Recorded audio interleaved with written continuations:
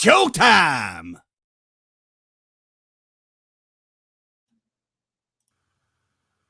What is up, my brother? We are back live again. This is the pre-show. Basically, trying to chop it up with you. Like, what you been up to, my boy? Man, the same old, same old. Just on the grind, like my brother over here, and just creating content, man. Trying to come up with cool content to create throughout the week for you good peoples out there. Um, and yeah, man. For the most part, let's see anything super interesting outside of life. Ugh, man. This Yeah, week been nothing kind of coming off chill, the huh? top. I'm gonna say this week been kind of chill though. Yeah, it's been a chill week. It's been a chill like, week, dog. So like, bigger than like usual. after the post show, like, what you think about like this week in wrestling? Like, Uh, Pretty interesting week, especially if you guys was with us in the post show after Crown Jewel. I'll tell you that much. Who would have thought? Shout out to the homie Rick. That was an interesting post show for sure. that was Um, unhinged. but no, it's been a pretty solid week in wrestling, man. Some hits, some misses, some but pretty solid overall as a whole. Okay. Yeah, for those who ask people pile in or whatever, it's a solid show this week. We got some news with the NXT as we just finished watching it. NWA apparently fumbled the bag. You know, basically gonna talk a little bit about Raw, the Road to Survivor Series, and all the good stuff. Like, it's a pretty chill episode for this one, and I guess we can go ahead. We don't see anybody in the chat because this is the part that doesn't really make the cut for the podcast that airs on Wednesday. So this is an opportunity for us to catch up and vibe a little bit before we can set the atmosphere, set the tone for the show. We both chill. We both gonna get a little unhinged. I'm just gonna let you know right now, but it is what it is. We're just saving our energy for once that intro hits. So I might as well just go ahead and load up the intro, because at this point in time, we got a lot to, I guess, get into. But so we're not gonna waste any more time. We might as well go ahead and get to the show. Oh yeah. Ladies and gentlemen, stand to your feet and make noise for Gresh Unleashed! Let's go! When the club go around here, I'm a cactus. Bang, bang, gang, I don't owe you jack. When I'm in the ring, it's just me and my best friends. OC cutting no slack. Hollywood Miz, you can put me on the A-list. Gresh Unleashed, better put it on your playlist. Me and my fam be ballin' like the Bruce. Fight night, baby, hard hitting like Sheamus. Family first, yes, bloodline business. Winning all the gold, look at how they witness. I was taught to be the greatest. 1,000 days I'm running, check out the book of Guinness. Coolin' with the baddies in the baddie section. Guarantee you they ain't jaded. Yellow, you baby face, I ain't feeling your gimmick. The fans think it's overrated. Brock Lesnar on the beast. Eat, sleep, flex, and repeat. Whole new swag with a price on the tag. Coming live from the west to the east. Better recognize on the mouthpiece. See the power level gotta increase. Bringing content on a daily. Feeling like Gresh Unleashed. Greetings and salutations, ladies and gentlemen, boys and girls, non-binary pals, baby mamas, baby daddies, and everybody in between. Welcome back to the Gresh Unleashed podcast. This is episode 46 of this illustrious podcast. And you already know the vibes that we are on. If you don't know me by now, you already know the name is in the podcast. But for those of you who are new to the game, new to yours truly, it is your boy, the voice that does the most, the purveyor of mischief, Gresh, Gresh, or you can simply call me Josh. You know, once we get to know each other, we family up in here, so you already know. But I prefer Gresh so we can get the semantics out of the way. But joining me as always is none other than my main man, my best friend, my boy, my partner in them, Mr. Highlight Real. What's good with your partner? What's going on, good people? You already know it's your boy Highlights. Don't forget the real in the building. Gresh Unleashed. We live, baby. Week number live 2 on a Tuesday. On a Tuesday, going up on Tuesday. Man, it is a time. We brought the pod back last week. Most of you guys, I'm pretty sure the feedback I got was pretty good. So you guys are rocking with it. I appreciate y'all. This is gonna be a thing. Even when I'm on the road, we still gonna be live. Come on, man. Hopefully, I got good internet in the hotels that I'm in. But we're gonna get to that in due time. If push come to shove, he'll be the producer and I'll be the guest. But we're gonna still bring the vibes and all that good stuff. But Joe, speaking of vibes, this is the Gresh Unleashed podcast. Shout out to our Patreon backers over at patreon.com/Gresh Digital for you guys' continued support. I know I had the month off last month with the content because unfortunate events that you saw at the top of the intro. Rest in peace, Mama Gresh. We love you always to life, and you will never be forgotten. But we appreciate you guys for continuing to support yours truly while I was away. But we are back and we are doing the doggone thing. And speaking of doing it, we got a lot to talk about. NXT, AEW, NWA fumbling the bag because NXT is moving to a new network in 2024, the same network that NWA reportedly was supposed to be on, but reportedly they are no longer a thing anymore because of a certain spot that they did like a dumbass. We won't talk about that. Yeah, exactly. Stay off the weed. Or in this case, stay off the coke. Like, boy, what are we doing here? Well, we will talk about that and all that. And obviously, we're going to talk about some football biz and some either or both of them. It's a good time for you. If you are new around here, if you well established, whether you listen to this on Tuesday live or you listen to this on demand on Wednesday, we got you covered. Yours truly. We here to restore the feeling, as the tagline says. We are restoring the feeling here in the pod game as well in the world of sports and professional wrestling. But before we get into today's show, Talking Ish Vibe, the spinoff within the show where I get to chat with people. Talking Ish announcement. The first interview in the newly rebranded Talking Ish with yours truly, Joshua Gresham, is set to drop this Thursday morning. And it's one of the best ones I had the honor of conducting. And it's with rising star Jay Abu G, my main man, Jay Bougie. He is, you may have seen him on MLW Major League Wrestling as a part of the Boom Yay Fight Club led by current MLW World Heavyweight Champion Alex Kane. This was a long time in the making. My main man right here. The conversation we had is about a good solid 45 minutes of just us laughing and talking about life. He talked about fatherhood.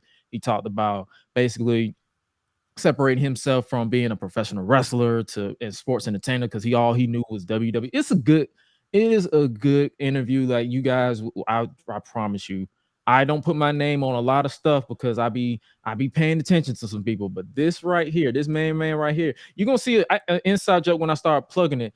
This man was almost died because he ate a Popeye's biscuit for some reason. And I'm like, bro, we joke about this. We don't joke about this just to light us up. This man was about to die because he ate a Popeye's biscuit. But it was a fun interview. It was, like I said, it's about a good 45 minutes. We talk about his road to going from his journey, the importance of his partner Shayla to his character and his career, as well as basically his road to MLW. It's a great time. Make sure you guys check that out. Thursday morning, typically around 10 a.m. Eastern Standard Time. So you guys should definitely check that out if you basically need something to do on your commute to work or whatever the case may be. Great time. Talking Ish with yours truly is definitely coming back. And without further delay, speaking of Talking Ish, we might as well go ahead and transition. I might make that a smooth transition. I'm going to say transition. It sounds very Jericho. Next bit, and that is where we talk about football. And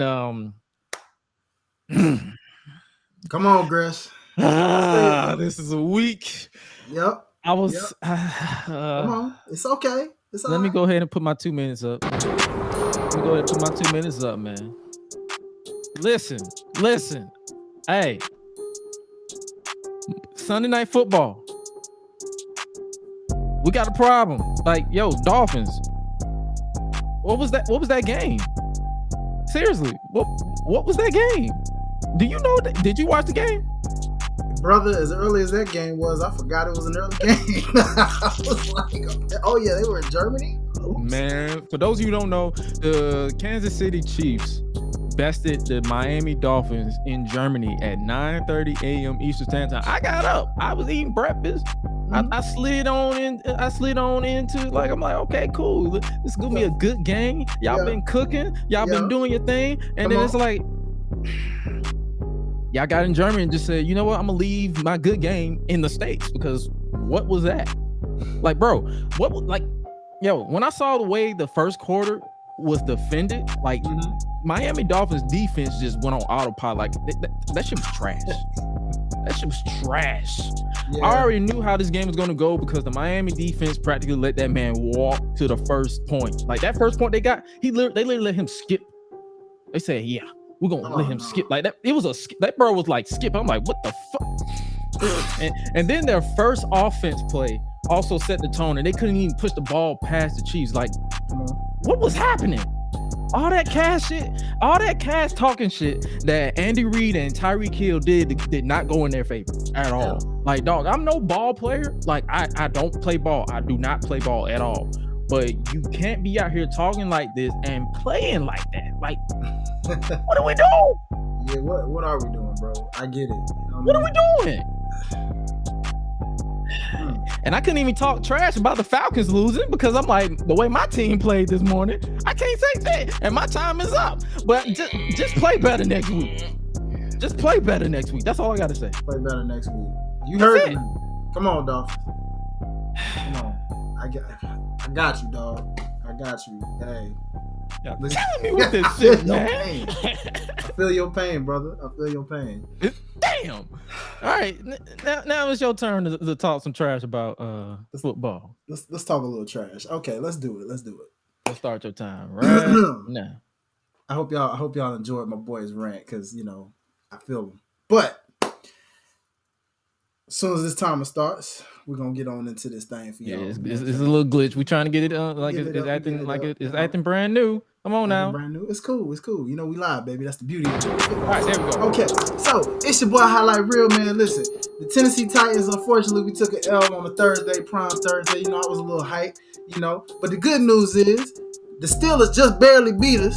Unfortunately, my rookie quarterback threw a last-minute interception. I won't blame him for that because he is a rookie. But the fact is, the coach actually has some sense, and he announced Will Levis is our QB1 going forward for the rest of the season. The Titans fans was ready to riot. If he was going to say it was going to be Ryan Tannehill. I'm sorry, but a brother that throws 4 touchdowns on his first start versus a man that has been there the whole season up to this point and only thrown 2 touchdowns and 6 interceptions? Nah, you got to get rid of that. Sorry, Ryan Tannehill. Your season is getting ready to come to an end.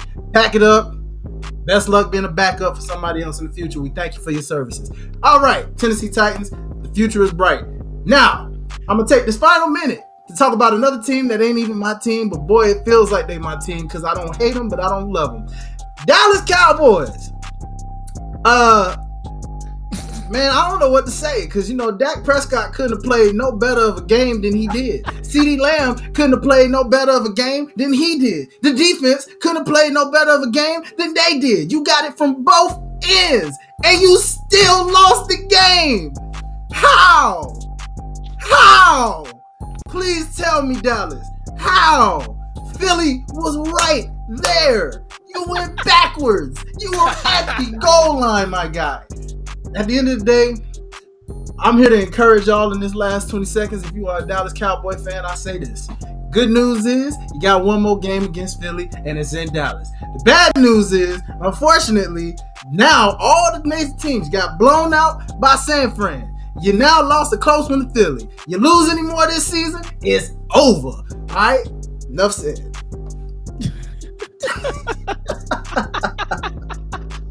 And I love it. I love it. Like this is the purpose of this, so we can get our frustrations out. Like we can be animated. I appreciate you, Jeffrey Strogan, for sharing the Gresh Unleashed live stream. We appreciate you for sure. Appreciate you, Jeff. Yo, that was a fun segment. Like that's the purpose of this. Like we had to get our systems out, like get it out of our system. Get it out. Because these guys are annoying the hell out of me. But what isn't annoying, that is a smooth transition, is what we got going on next. And that is the either or both segments, ladies and gentlemen. It is where we create a random or two random wrestling scenarios that we would have 90 seconds to choose and explain why it could or could not work. And if the person can't choose, their safe word or cop out is to say simply both of them. It's pretty simple. All right. Well, y'all heard it, man. We got either or both of them. So in this case, man, I had a little bit of short time, didn't get a chance to prepare this as fully in detail, but this should still be fun based off the scenarios I got from my boy Gresh and myself. So I'm gonna go ahead and start with this because I was actually watching this on YouTube. Shout out to the YouTuber that makes these story of scenarios where you can go back and look at fun storylines and kind of judge how that storyline was built. So for the first one I got, in this scenario, if you could go back in time, we're going to get in our time machine and you could play out and recreate, would you play out the storyline between WrestleMania 18's build up between Ric Flair, the Nature Boy, and The Undertaker, where you are the middleman that The Undertaker is beating down? Not David Flair, not Arn Anderson. You're one of the culprits. You're one of the people that The Undertaker is hunting down randomly and beating down because he's trying to get that match with Ric Flair and get a yes out of him. Or, second scenario, would you recreate a personal This Is Your Life segment? And no, I'm not talking about the Bailey one. I'm talking about the OG good one, the one everybody remembers. My life ain't really that interesting.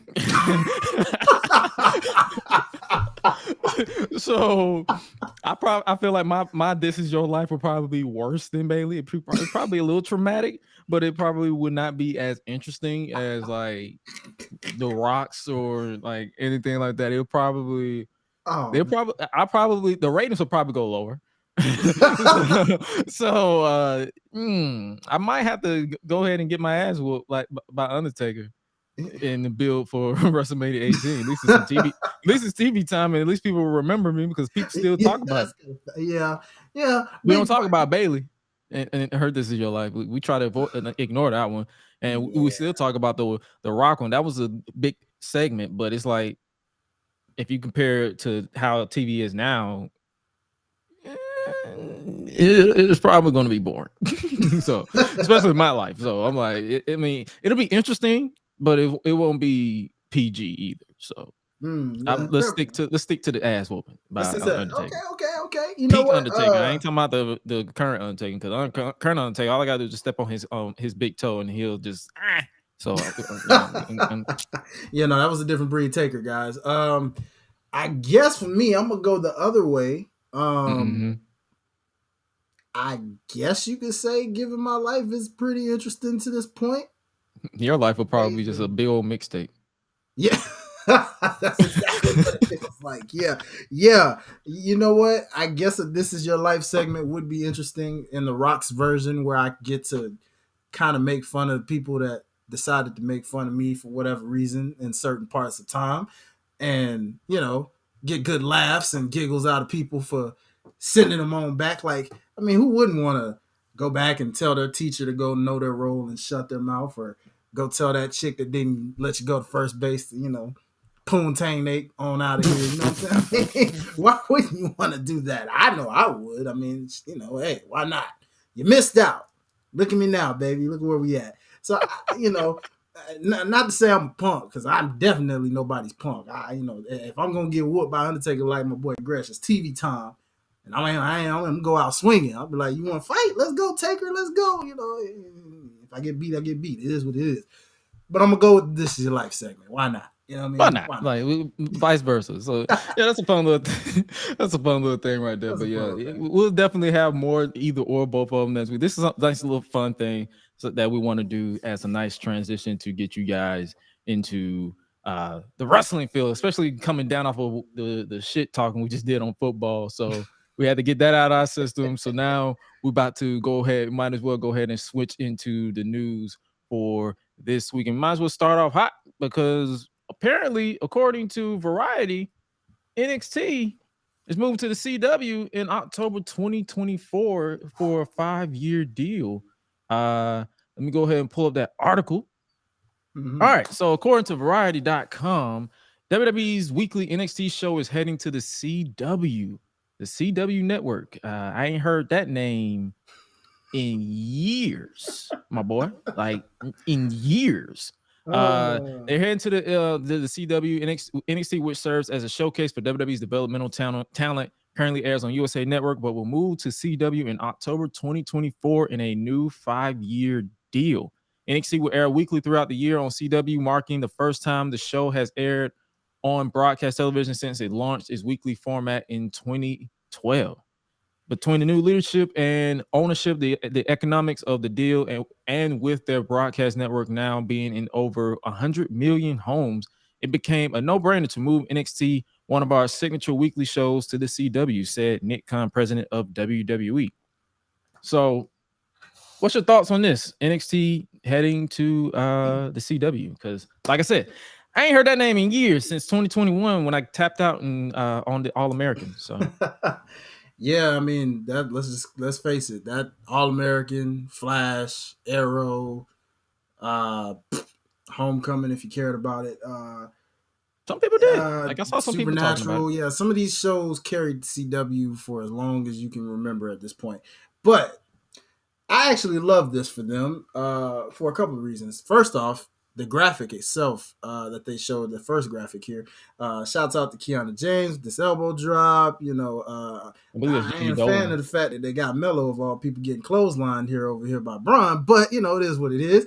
And Gigi Dolan over here kind of showcasing the fact that yeah, tap that thigh when you want to make that nice impact sound on when you're kicking. So great job, graphic team, for showing that individual part. But I get it.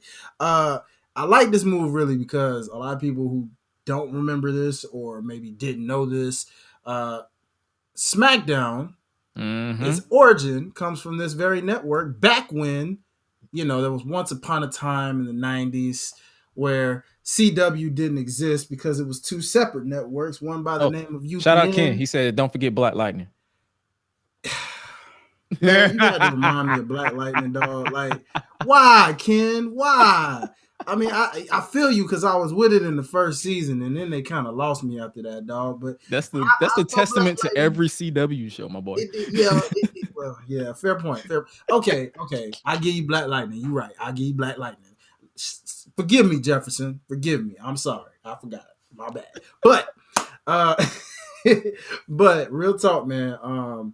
When you look at UPN and you look at WB, and the fact that now they formed over the years and they've been in CW for as long as we can remember now, this is actually a good origin to build up for a place like NXT.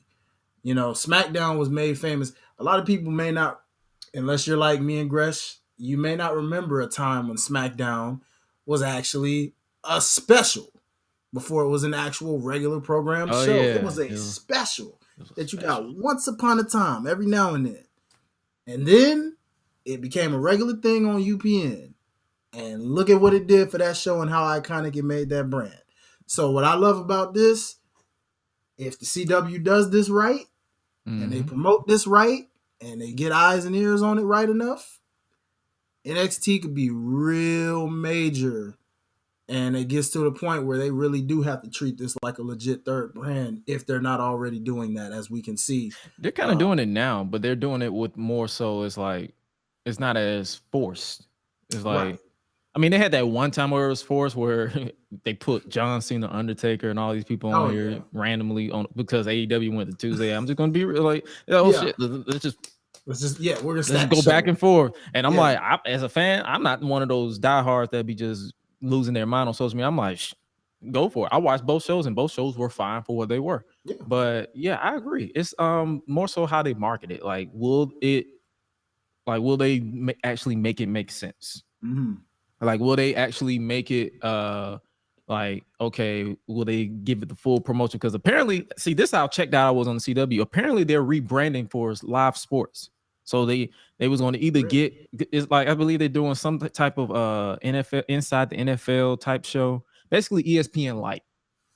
Interesting. Okay. Yeah, that's what I'm saying. I don't watch, like, they literally canceled pretty much 95% of their shows. I think they only have like 3 shows, which is All American Homecoming, and Walker, Texas Ranger. Like as far That's as those wild. like Yeah. those are like the only 3 that I believe that are still left. Everything else has been canceled. So it sounds like they pulled a Stars because Stars darn near did the same exact thing. Pretty Not too much, long because ago. since they got bought out, like the previous ones got bought out, they pretty much canceled everything because it was pretty much losing money because You nobody was never watching know. it. And I can tell you a reason why nobody's watching it. Nobody want to sit through 22 episodes with like 50% of it being filler. So nobody was watching it. Mm-hmm. So apparently, so of course you was gonna lose money. So they went the sports route, and that's gonna make them money because people like sports at the end of the day. So, Makes sense. will it like last? Is my question, because you know how we get the new house feel, and then once we probably like 6 months, because it's a 5-year deal. So like that's my main question. Like, will it last, or do you think it's gonna like fall off? Honestly, yes, I think it can last. Again, it goes back to our main point of if the marketing is right. I think, yeah, they did, Ken. They did move most of those shows to Netflix and Hulu, but I think it can last for this reason. Look at Fox Sports One, right? The cool thing about competition, okay, while SmackDown's still with Fox, you know Fox is doing all that they can for the moment while they still have them, right? And they're sports heavy. Okay, you got ESPN, even though they don't have Monday Night Raw or anything like that. Imagine if ESPN had any wrestling program for that matter, whether it were Raw or whether it were MLW or Impact Wrestling, something that they could market. We know ESPN, we look at that as like the number one sports show. Fox Sports, number two. So when we look in the wrestling sense, think about it as how we like, okay, ESPN's WWE. Okay, Fox Sports 1, AEW. The CW has a very chance, to me, I look at them like Impact Wrestling. They can be the Impact Wrestling, or should I say the TNA Wrestling, now that that's back. They can be the TNA Wrestling. Longevity, went through a bunch of different phases, had things that worked for them, but at the same time, kind of went through some lows where people checked out, like Gresh, and the faithful stayed as long as they could, even when it sucked. And now in this rebrand, they're excited because, okay, we got something that can pump us up here. Right. You still got some of the OG shows, as you mentioned, with the All Americans and all of that. Cool. You bring that audience in, but then you got your sports audience. If you can come up with some other cool shows, maybe if you decide to, if they're interesting enough, that might help build around that as well. But aside from that, I think this has a way of working. I don't know about the 5 years thing. That might have been a little lengthy, but I get the insurance policy behind it because if it works, cool. locked in for a while. If it flops, you kind of stuck with it. And that's the thing about the CW. They don't care if it flops. They're gonna push it until it's done. Because you saw the OG shows, like they gave Supernatural like 20 seasons. That's true. And it flopped. And it's for me, it stopped being interesting after like season 6. Exactly. But like once they beat God, I'm like, what are we still going for? Fair point. Yeah, you're right. You're right. Yeah. That I mean, hey man, when you I guess that's good for WWE. That's a win-win then in that case. And it's like, yeah, like you mentioned, like even though I tapped out talking about it on the pod, I was still watching. Like I've been watching this. Like I was having a conversation with Ken on Twitter. I basically been watching this since the game show days, 2010. So I literally watched, and the only part I missed was when they took it off of network television and put it exclusively to Florida Championship Wrestling, and they converted it to NXT. And I didn't really see those classic episodes until the network became a thing in 2014. Right. So, but then I caught up on those because I wanted to get you to know your Bray Wyatt, your Roman Reigns, or the Shield, and all these other people that they created down there. So I'm like, oh, okay, cool. They got these classic episodes. And then I was through basically the later days of Dusty as the Dusty era. And then when it went full-fledged black and gold era. And then when they finally could not get the hint when the pandemic hit, like, hey, let's try something different. But it was just not working. And then I went through the acid trip, which was NXT 2.0, where everything was just happening and just punching you in the face left and right. I stuck through it. I didn't talk about it on the show, but I stuck through it. And now we are here. And I kept telling people, I'm like, it's an acid trip because people asking like, is it worth their time? I'm like, it's an acid trip, but at least give it a try because you got your because I was hyping up your mellows, you're hyping up your tricks. I was Yeah. hyping up your Braun Breakers. I was like, Braun Breaker, he's good, but there's something that he's missing. And apparently this heel turn that he's been on was the missing piece. Yeah. So I was hyping up and I was like, yeah, they're focusing on the sexuality of the women's events because we was in the chokehold that was Mandy Rose as NXT Women's Champion. Yeah. And it's like, but the people that was building around her was basically getting it. And then now they finally going full throttle with the new people because it's like, yeah, they have the established people like your Becky Lynch's and your Natalia's coming down there. So now you're getting the forefront like your Tiffany Stratton's, your Jakara Jackson's, the Last Legend Metaphor, all these other people that you probably wouldn't get if it was still the black and gold NXT. So I'm intrigued to see what they do with NXT on the CW. In my opinion, I feel like Shawn Michaels should go ahead and to restore the feeling. He should go ahead and get somebody like an Offset or a Cardi B to come and do a live performance, so we can get the niggatry back on the CW, so it can feel like the UPN one more time. You know what I'm talking about? Like they had the Jagged Edge wedding segment or 3-6 Mafia singing Mark Henry to the ring. So I want some of that. I want that back. Like bring that for the premiere so we can restore the feeling of the CW being for the niggas. I'm with that. No, I'm with that. Yeah, let's get some. Let's when they do this, let's make that grand premiere like real grand. You know what I'm saying? Like I need some mellow and trick endorsements with some of these celebs, like they was doing with Swerve and Rick Ross. Like let's get some I need some endorsements. Celebs. Call Cardi B. I don't even care if you got to get her to make a PG version of whatever song current Meg the Stallion drop. Was it Bongos or something like that? Get a PG version of that. Like, is that even PG? Can that be done? No. No, I don't think the CW. Just do the intro. Just do the intro. The instrumental. Just do that.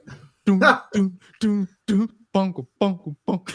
Yo, Lord Jesus. Yeah. No, she better off doing Bodak Yellow. Something like that. Or we have to go through what we did in 2021 with the Up. Yeah. When they song that was the Summer Sam song. Yeah. When it's I was so done with that song because they kept playing it. They played it over and over. But NXT moving to the CW, that should be. I'm excited because it's like that's the network that, like I said, I tapped out because of the original shows were like great, and then it just got mid because the writers just didn't know what to do past season 3. They're like, oh shit, I don't know how we got to this point. I don't know what we do now. So now it's like, and you said what? I was gonna say I will say this last thought on that though. I really hate that this happens after the fact of when they peaked with those shows like Arrow, like Black Lightning and Flash. Oh yeah, because that would have been a nice little crossover. Yeah, because can you imagine, like at that time, like when Stephen Amell did show up, that was on a main roster. Imagine if NXT was in CW at that time and he would have did it in that aspect. Like all of that could have just gelled so well if it would have happened. But I mean, again, that's good for NXT. At least now they get the prime spotlight, and you can take the Mellows and the Bronze, make them the face of the brand, and take it off. So let's see what happens, man. Oh yeah, most definitely. And speaking of what's not about to happen, let's talk about the person who fumbled it though. NWA. Yeah, that picture just about sums up how they fumbled. They fumbled the bag again. Like, you know how we used to always talk about LOL TNA? Now it's LOL NWA. Like, bro. Because for those of you who don't know, things were looking up for the NWA. As Billy Corgan had recently tied down the TV deal with the CW, bringing the NWA back to network television. However, an incident at the Sam Hain pay-per-view this past weekend, like it was literally like I believe last week or whatever. I don't watch that shit, so I don't know the exact dates. It has led to a deal potentially falling through. I believe I have footage. Hopefully I don't get booted. I doubt it because it's gonna be picture in picture, but it's basically it's stupid. Let me see if I can pull it up because it's something you legitimately have to see because it was so freaking like, bro. What was the reason? What exactly was the freaking reason? Why? Yeah. Let's see if I can pull it up. Okay, I got it right here. Let me know if you can hear that or not. Can you hear So that? far, I see it. I just don't Oh, hear you see it. it? You don't hear it? Okay, hold on one second. We're live, so we might as well go ahead and make the proper adjustments. For those of you who don't know, it was basically a for those of you who are listening in okay, to share audio tab. Okay, tab. Okay, bet. Okay, for those of you who don't know the situation, it was pretty stupid. Okay, here we go. Ladies and gentlemen, joining us yet again, NWA Samhain's ambassador of Macabre, Father James Mitchell. Wow, they're really partying. And all these people. Whoa, they are really partying. What? Well, they lost the match, but they seem to be having a pretty good time. Yeah. Yeah. Well, what's going on? Oh, okay. All right. Well, it's definitely pay-per-view, folks. Wow. Hey, I want to go up there. Can't do that on YouTube. Wow. That was dumb.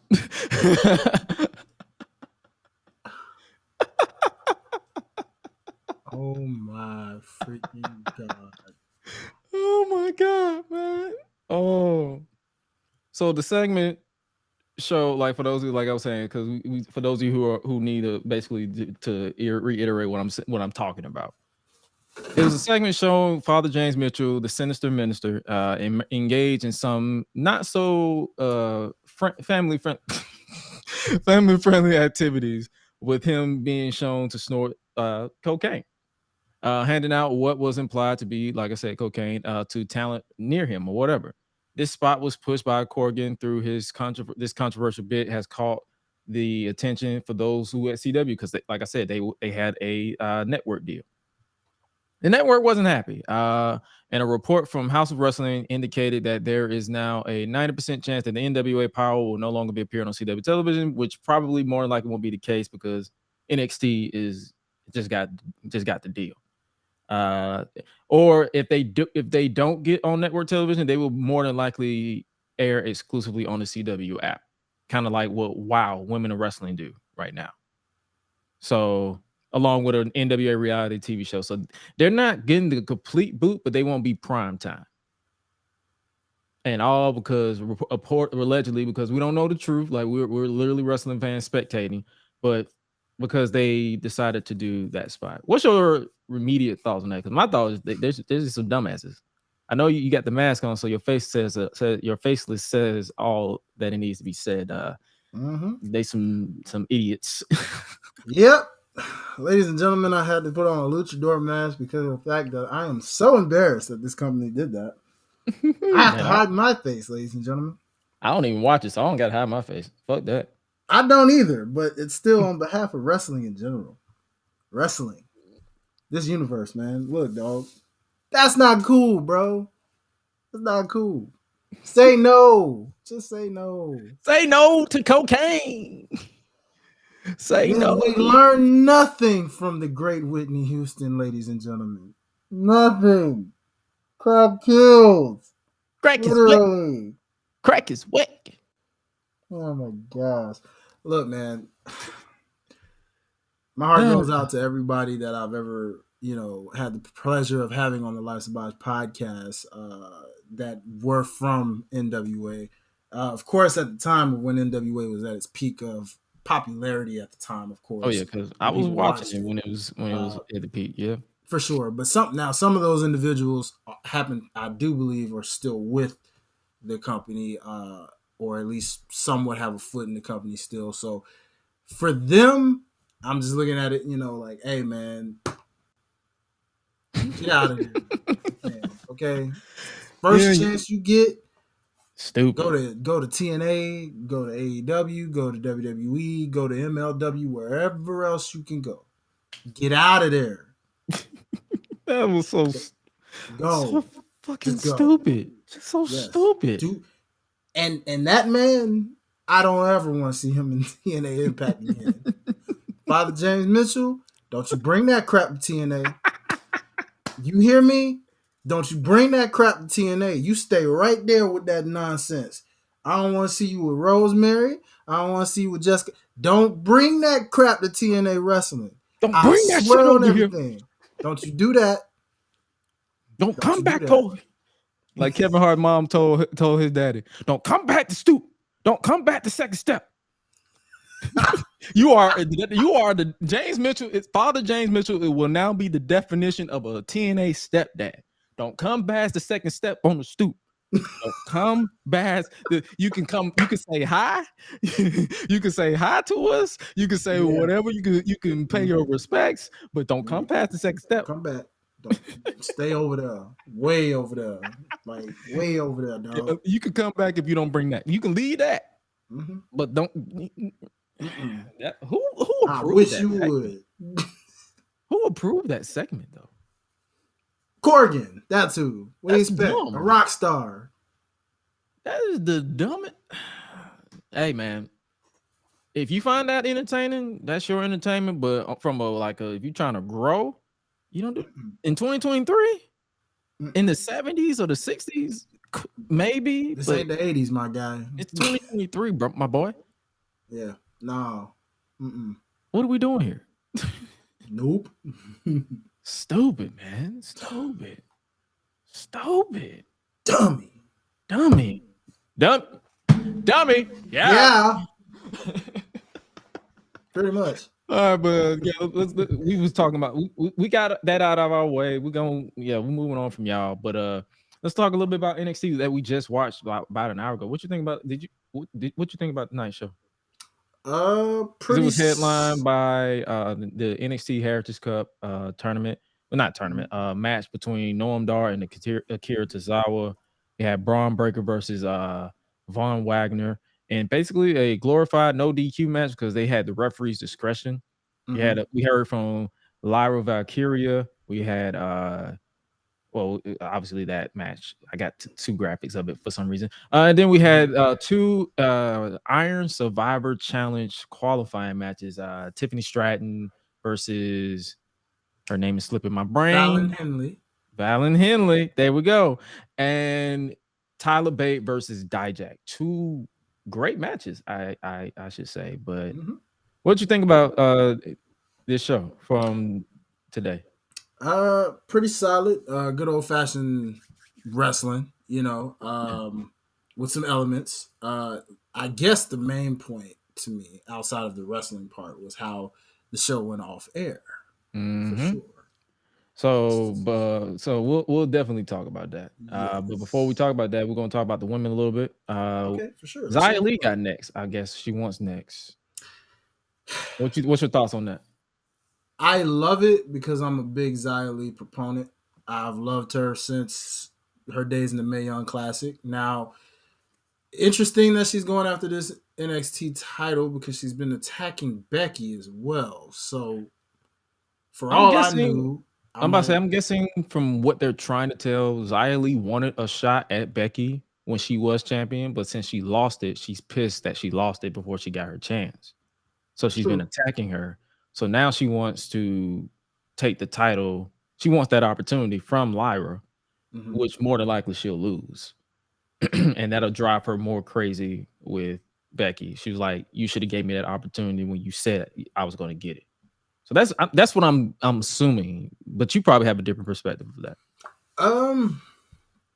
I could see a perspective like that coming from it for sure. That would make sense if they decide to do that. Because again, I really don't like her being a proponent of being the first person. Because truth be told, I was more expecting Lola Vice to be, cause she had been already kind of tweeting and trolling like, hi, Valkyria. And then of course, Cora Jade had a freaking in her stories earlier today, literally had where she pinned Lyra Valkyria. So it was like hinting, like, "Hey, champ, last time we met, I beat you." What are they doing with Cora? I keep asking that every week. I don't know. That's why I'm like, she's dropping hints. Lola Vice is here, whole contract winner and all. I'm like, shouldn't she be like, hey, what's up? I got a shot for you, but I don't know, dude. Like I said, Xia Li coming is kind of like out of left field for me with that. I would more so, but I guess that title makes sense because she can't come after Rhea when we just saw a whole battle royal for that. Mm-hmm. Can't go against Io because you're not even on that brand. So I guess NXT is the next best thing. This is a nice little continuation though, like from what I just told you though. So I'm pretty sure that's probably what they're saying. Like they're like, okay, Xia wanted a shot on Raw because remember Becky was doing the whole open challenge thing, and then she lost the title before Xia could get her shot. So now she's pissed at Becky for losing the title. So I wouldn't be surprised if that's the reason why they're doing this with Xia going after Lyra. Yeah, for sure. I'm gonna put it. Shout out to my co-hostess Ash from Life's a Botch. I'm gonna put it the way she put it. Becky basically auditioned that very title as a way of saying, "Hey, we should have a mid-card women's championship," and this just proves that's exactly why you need one, because it puts someone stuck in the middle. Because that's their main. They don't give a shit about the tag titles because the champs keep losing. Yeah, pretty much. Well, see, my proponent was, I said, move those titles exclusively to NXT because they're the ones that have so many women. There's plenty of tag teams in NXT with women we haven't even seen debut yet that can grow into that natural tag team. You can just exclusively make that a whole NXT. And if you have a main roster tag team that may want to challenge, bring them down versus the other way around. Let those exclusively be there and just make a main mid-card title for, I guess it can go in between Raw and SmackDown, I guess. Because ain't no point in putting one for Raw and one for SmackDown. Exactly. That'd be defeating the purpose. That's kind of like it's like destroying, like people having time. Like, right. It could be tricky because that kind of makes them relax on the draft rules, the brand split or whatever. Yeah. So they would have to literally treat the mid card like they do the tag champs and just rotate. Yeah, because I was gonna say we've like you said with the tag champs, we've seen it in the past.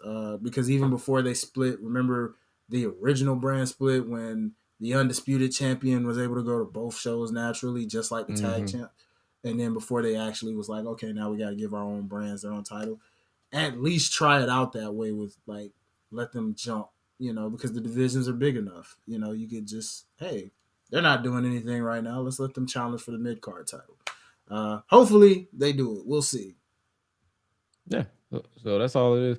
And all it is, and that's all it's going to be. And speaking of all it is and all it's going to be, might as well go ahead and talk about, is Melo innocent or guilty? Because they was building up to, is Carmelo Hayes friend or foe when it comes to who attacked Trick Williams and removed him from the number one contendership match that happened last month. What was your thoughts on this segment? Man, personally, I loved it. Honestly, these two, this is how you know this is a Shawn Michaels book situation, because this is Triple H and Shawn Michaels one-on-one. And the funny thing about these two to me is, Melo, you are one heck of a seller, my guy. You are really, you're tricky one. You think you got everybody fooled here. And that Brian Pillman, or I'm sorry, Lex King situation was a nice little twist. I don't know who asked for that, but nice little twist to throw him in there. I know I didn't ask.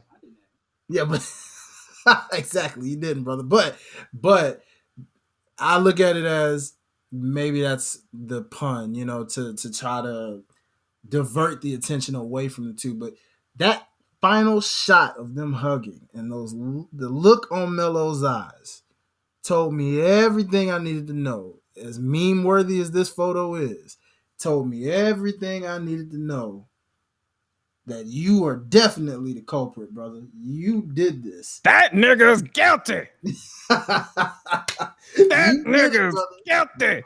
He gonna try to swerve us, pun intended. He gonna Ain't try that to swerve nigga us. now. But he did it. You guilty, my guy. There is no doubt. I got the rope right here. I'm excited to see how that reveal is when he finally does, because Lexis King is totally a pawn in this situation. It's very evident. He's used to try to divert it. Because you notice the part Melo like perked up when he was like, I didn't even see who attacked me. All I heard was the doctors in your voice after. All I heard was the doctor's voice when they loaded me into an ambulance. So he's like, you didn't see who attacked you? And that's all he kept asking. And he was like, bro, why you keep asking the same question? Like, what we like? I'm like, bro, Trick. He's basically telling you without telling you he attacked you. Mm-hmm. Oh yeah, that nigga's guilty. He's guilty. And need I mind you, if we go back to the week of when the attack happened, earlier in that segment, if y'all remember, I'm just saying, you have freaking Dijak's instigating self and Corbin's instigating self, both literally telling you, hey, your boy just inserted himself into this match. Like, that's your boy. And I'm like, you instigating, man, look here, y'all. And I'm like, and then fast forward to what happened, and it was just like, see, you let these two white brothers get in your head, turn against your own brother, and now you're trying to lie about it weeks later. Like, bro, justice for Trick. Yeah, right. You the only one wearing that shirt? Boy. You the only one wearing that shirt. I was like, I thought they was at least gonna carry that on for a while. Like, if you're gonna really play like it's justice for Trick, you better get some other folks to wear this shirt. You better make a whole picket line of justice for Trick. Like, make a segment like, hey, justice for Trick. Justice for Trick. Something. But nah, bro. Well, what is the small possibility that happens that it isn't him and they just decide to swerve us again? Like, would that be stupid, or would that actually like intrigue you? If it's somebody like Lexis King, that would be kind of stupid. Oh, hell no. Like, if it's him, I'm turning that shit off. Yeah, because I mean, I like where they're trying to go with dude. I just don't like it. And he, again, when they literally say you have nothing to do with this, you have nothing to do with this. You weren't even in the company long enough for these folks to listen. Look here, listen. Lexis King, Brian Pillman Jr. does not interest me at all. You could put a fresh paint, a fresh coat of paint on his face. You can put that fake ass beard on his chin. He does not interest me at all. I can just I look at him. I'm like, bro, you are not interesting. And if he interests you or anybody who's listening, kudos. It's just not me. I'm not moved. I'm planked. I'm a plank. I'm sitting still. Nothing. When he walked out, I didn't perk up like, oh, I was just like, bro, why are you here? Yeah, I had to trust me. I thought about you the moment I saw him come out. I said, "Oh, Gresh is totally giving that look of just why are you?" I saw the look, and I was like, and that's why I'm like, okay. Who is you? I am not gonna go that deep as he is, y'all. I'm more so looking at it as I don't have enough opinion on homie to really say if I hate him or not. Shout out what Ken said. Take it even further. Melo told Dragunov before his NXT title match that he wasn't nothing like Trick, and this was after Trick was basically saying that he can win against him. Oh, okay. See, and then Trick had some points. He was like, "It's like when you won the title, it felt like I won the title. It felt like I did this, but it seemed like when I won the title." Or when I got attacked, you weren't there. I'm like, dang. And Melo to say, "Oh, everything John Cena told you, I didn't tell you." When was this? I don't remember that. When you were champ, I just remember Trick kind of being your hype man. I don't remember you ever telling him, "Hey, Trick, yeah, man, I got gold. Now you should go get some gold." Or, "Hey, dog, I don't remember you saying that not one time." But okay, smooth operator, dog. You over here trying criminal. You a smooth criminal operator is what you is, my ninja. I see what you trying to do. Just like we saw the smooth criminal discus lariat from that was making the rounds on Twitter. Melo trying to smooth his way up out of it. He's like, bro, you are gassing this man up, and he is believing it, bro. So that shot, that dick check or the lariat or however they decide to have him turn on him is going to be brutal. Yeah, man. That's why I'm just like this Lexus King thing, man. Trick, you gonna get your ass whooped by a man with fake baby hair. Damn.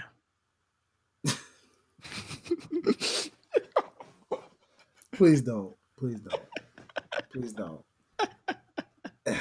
Dragunov, I think, is gonna be the person that reveals who really did this, and that's when Melo. Once he gets through with Baron Corbin, I'm pretty sure that Baron Corbin is gonna be like it's gonna go into the final pay-per-view, the Iron Survivor Challenge. Mm-hmm. He's gonna defend. He's gonna beat Corbin, and then he's gonna probably reveal Melo as the.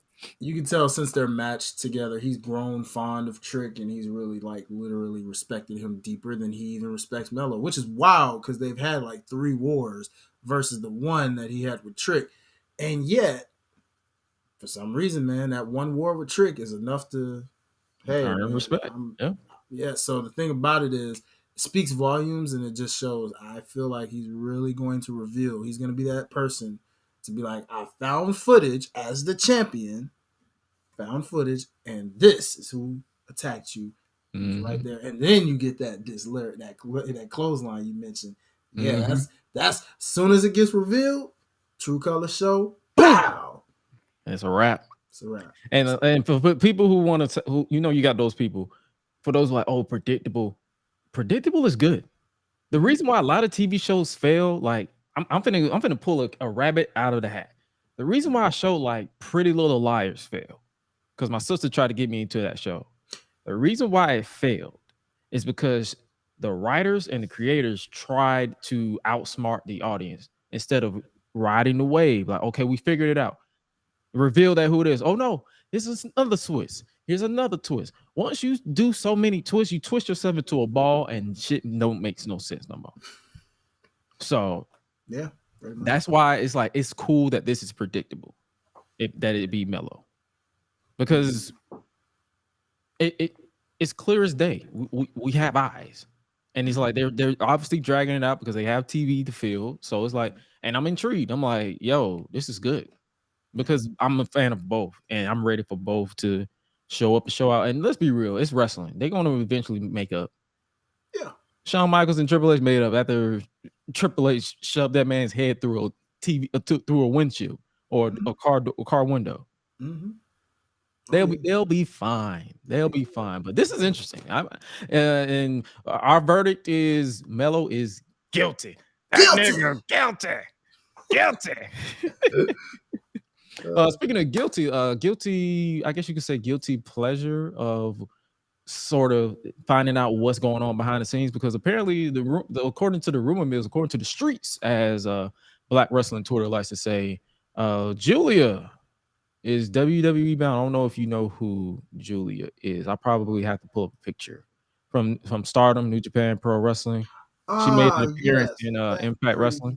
Yes, I've seen her. I have seen her.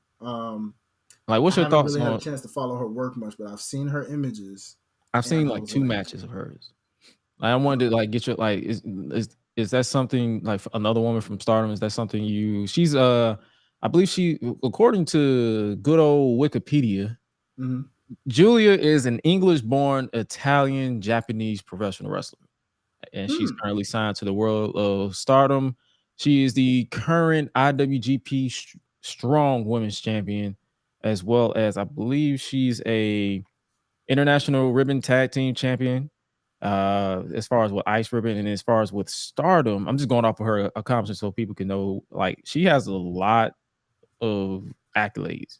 Artist of Stardom Championship 2 times. She's the current, alongside with Mike. I don't want to butcher these names at all, so we're gonna just say 2-time champion. And she's a Goddess of Stardom champion, Wonder of Stardom champion, World of Stardom champion, and Cinderella tournament winner. So it's a lot of accomplishments with it for those of you who follow Stardom. But I saw I had a privilege of seeing like a couple of clips because shout out to Hang 'em High on Twitter. He basically watched and then pretty much tweeted his reaction. She's hard. She hits hard. She's stiff as hell. My kind of style. That's what I'm talking about. And she fine too. Heck. Hey, that man, look, bro. That right there, that's my favorite combination, baby. You can hit hard and you fine. Oh yeah, man. Look, why you think we into Lola Vice?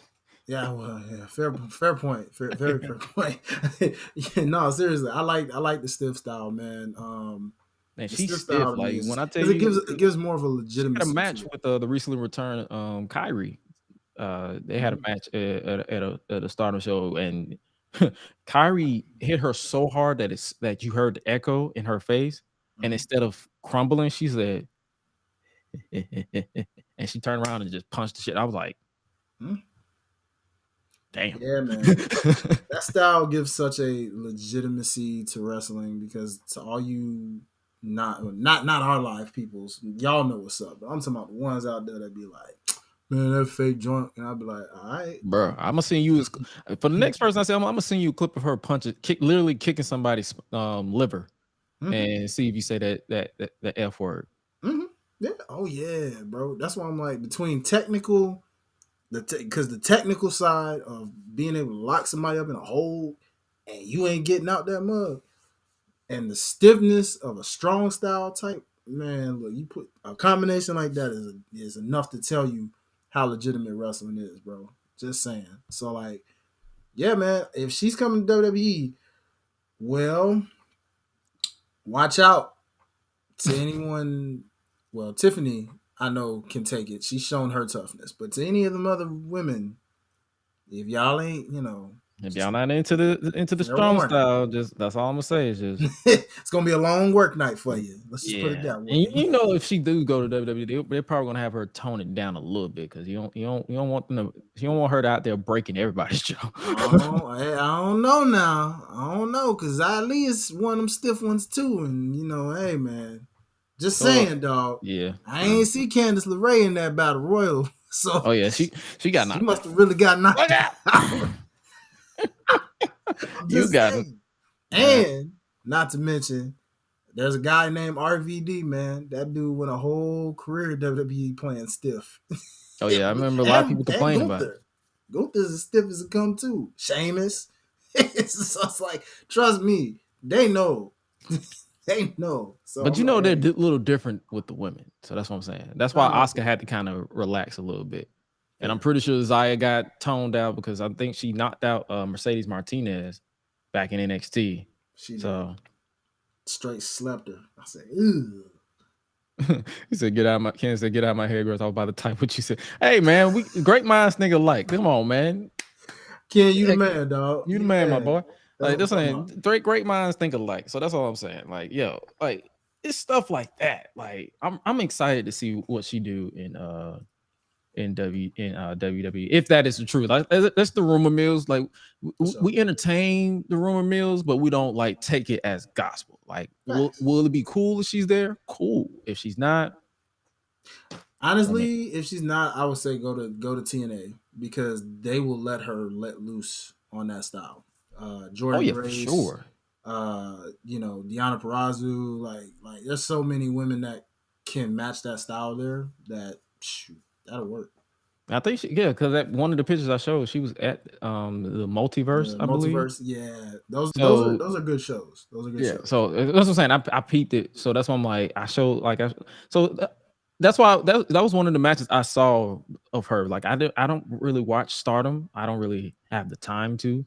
I encourage people who want to like check it out because from friends in the community or people who are like dedicated to it, they love it. Like I will literally quote or retweet what they say because they be passionate about it, and that's what I recommend. Like I will push you that way. Like I'm not these type of cats out here who will try to talk trash about it. Like, if that's your thing and you want to know, like, see more predominant women's wrestling, check out your Stardoms, check out all these other independent wrestling companies that focus on women's wrestling, and I mean legit women's, legit independent company. I ain't talking about the ones who will scam you out of your money like a certain other company that they should not be named. So yeah, I'm interested in see Julia in WWE. If she's not, hey, TNA's your thing, or TNA's your thing. I'm about to say AEW, but Tony Khan don't know what the fuck to do with women. So TNA's your thing, or go to DPW. Shout out Deadlock Pro Wrestling. So that's what I'm saying, like stuff like that. So I'm interested. I guess we could talk a little bit about Raw. We might as well start off with the Fatal 4-Way match. The Miz won the Fatal 4-Way match to become the number 1 contender for Gunther's Intercontinental Championship at Survivor Series. What's your thought? Did you peep this match? I did. What's your thoughts on this one? Cool. Because that ending felt kind of weird. Yeah, it was. Well, I actually liked that ending because it was different, but at the same time, it was just hilarious because I'm like, I see what y'all tried to do, but bro, we can see from the camera angle, the referee literally looked both ways, and it was very evident Ricochet kicked out. So it was like, what was the point of this? But I like the double count thing. You know, you probably could have just did that better with 2 referees for some odd reason if you wanted to try that route. But nah, man. I can't say I'm surprised. I think we kind of expected Miz to win this based off what happened the week prior on Miz TV. But yeah, props and hand claps to all 4 men in that match because it was a nice little solid banger. I thought, man.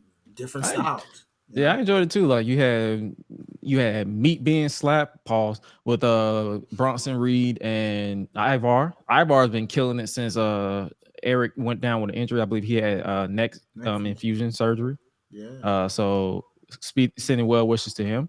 And the Miz basically was sports entertaining, and Ricochet was just bumping his butt off. Like that was a nice mesh of styles, like you said. So I enjoyed it for what it was.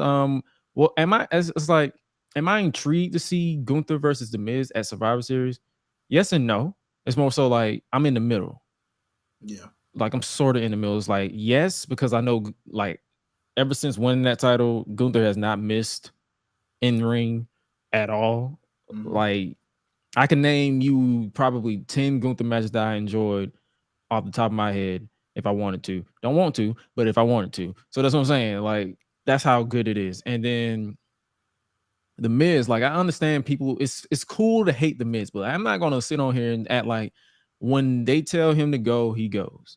Like I'm not finna bust with him about his like in-ring style, but I'm just gonna be like, yo, he's good. Like 2016, when he was like the Miz, like when him and Dolph Ziggler, he was good. When he had the babyface run with Shane McMahon, he was good for the most part. Then they kind of dragged the story on and it got convoluted, and I just didn't care anymore. So it's like he can go. So people, and then I make a joke. I'm like, people forget that the Miz is OP as a babyface. That man is overpowered. He has all the moves. He has the tornado DDTs, the cross bodies, the topes, and all that stuff. So it's like people don't really give him credit, and it's like you're not going to get it. So it's no point in pushing for people to give him credit. I'm gonna give him credit because when he's entertaining, and when it's bad, I'll tell you if it's bad. And it's more so the material that they give him as opposed to how he is. And speaking of material, the Creed brothers are officially on the Monday Night Raw roster. They've officially been called up. What's your thoughts on this addition to the Raw tag team division? Love it. Capital LOVEIT. I love where the tag division is headed. DIY, Imperium, Creed Brothers, LWO. I'm naming all brands at this point. The Street Profits. I mean, the Usos when they eventually form back together. The New Day. I mean, bruh, like Alpha Academy. I mean, dude. Thank you. You know what I'm saying? Like the list goes on. Like I don't know why you wouldn't be excited. I'm a big proponent of tag team wrestling. I've always enjoyed great tag team wrestling and great tag teams. And to see where this is headed, especially with this tag team, Creed brothers are definitely a future undisputed. And they brought up Ivy now too. Like I thought, because in the past they usually split. Like if there's a woman involved, they're like, "Well, let's just get the tag team and get such good shit." So and then it gave her a nice little spotlight during the battle royal. We'll talk about that in just a second. So it's like I'm intrigued. Like I'm excited. Like people who watched them in NXT knows what they can bring to the table. It's not that perfect like technical style. They fight like their life depends on it, and it's that amateur style that I feel like a lot of wrestling is missing nowadays because everything is so choreographed in certain aspects. So it's good to see that like rugged, rough style coming back to the main roster. Let me just say it like this. Kirk Angel would be proud right now as an All-American American. Why? Because tag teams like Alpha Academy and the Creed brothers fit him to a T. Oh yeah. And if there was any time to bring that man back for any type of management role, one of them two tag teams would be it. One of them. Take your pick. If his body can hold up to it, because I know he kind of slowly but surely breaking down. So if he can pick, if it was, I won't use that joke that he doesn't like, but if it was prime Kurt Angle, maybe. But after fair point. That's fair. True that. We want you to, be healthy and alive, obviously, Kurt. So if it's the week to week thing, something you can't physically handle these days in a management role, fair point. But his spirit at least lives through these two tag teams. I'll put it that way. Yeah. Like, that's a beautiful thing to see. So, much love. Oh, yeah, most definitely. And speaking of handling and being a sight to see, Zoe Stark is officially the #1 contender for the Women's World Championship. She will face Rhea Ripley for the Women's World title at Survivor Series. What's your thoughts on this match happening, basically? I like this move. It's pretty cool. I would love to see these two in a one-on-one scenario. The multi-man match. She earned this actually, just being the MVP of that multi-man match, multi-woman match at Crown Jewel. This to me, I feel like was a rewarding factor from that. Like, yo, you helped carry in that match, and now we're gonna reward you with a championship match. Obviously, we know she won't win it, unfortunately, but I will feel like this is the ultimate showcase for her to put even more eyes on her because she's slowly just been catapulted anyway, from the Trish stuff to what you got here with Shayna Baszler and their little mini feud to, what you got at the Crown Jewel multi-woman match. Now this will catapult her even more. And even in a losing effort, if they do this right, which I feel they will, they're going to just be like, okay, her time's inevitably coming. Kind of like Liv Morgan. She just shared a flashback of when she wrestled Becky Lynch for the championship, and it was her first championship match. That was day one, right? Couldn't help but comment and say, I'm so proud of you, and look how far you came from that very match, because you ended up winning the tag team championships, the women's championships. So you've accomplished so much since then. So Zoe Stark is definitely on that trending same, like if we had to pick when we get to our season's ending awards, let's just say she's trending in a like most a breakout improved kind of category or something like that, or a spotlight as in you're up next kind of thing. But I'm not gonna lie, the way that match went, I almost slick thought they were gonna give it to Ivy now on the slick at first. Or Shayna.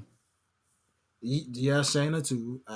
She'll get her opportunity probably up next. Guarantee she'll be like Royal Rumble territory, maybe. I feel like she probably won't be in the Royal Rumble. She'll probably be the one wrestling for the title at Royal Rumble. Gotcha. Okay. And then it's like I obviously had my genuine reaction, which was like interesting. Like I'm not kind of like with what I said previously. It's like I'm lukewarm. Like I'm interested. Because a lot of people was like, why did you say interested? Like, is that a good thing or a bad thing? I'm like, it's a good thing, but it's like, I need more. I need them to sell me on this match. They have less than 2 weeks to sell me on this match on why I should like at least feel something with Zoe. And Maybe they will, maybe they won't. The beauty behind wrestling is like it's so subjective that where if they don't sell me on it, I'm not going to discredit the talent in this match. That is going to be a good match because Zoe has proved time and time again she can hold it. She can hold her own. So I'm not really going to just dismiss it because this is a match that is predictable that Rhea's going to win, and I know hopefully they're not going to squash her either. So right, give her something. Rhea sold the hell out of her finish at Crown Jewel that made me like almost think that she won.